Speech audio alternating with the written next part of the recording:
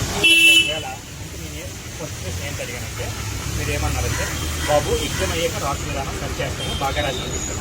నేనేమన్నానంటే సరే అంటే ఎగ్జామ్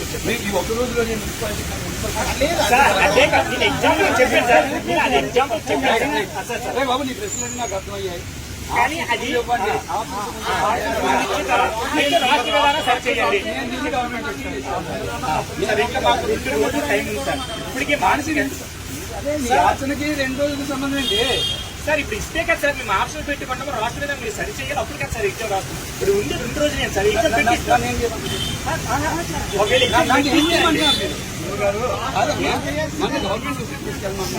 తీసుకెళ్తానని మనం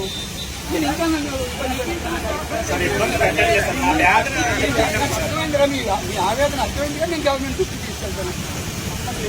నీకు నాకు సంబంధం లేదు, నేను తీసుకెళ్ళాను. బాబు మీరు మా మీకు సమస్య చెప్పారు, నాకు అర్థమైంది, నేను గవర్నమెంట్ నాకు ఇచ్చిన ఇన్ఫర్మేషన్ నేను మీకు ఇస్తాను. Okay right.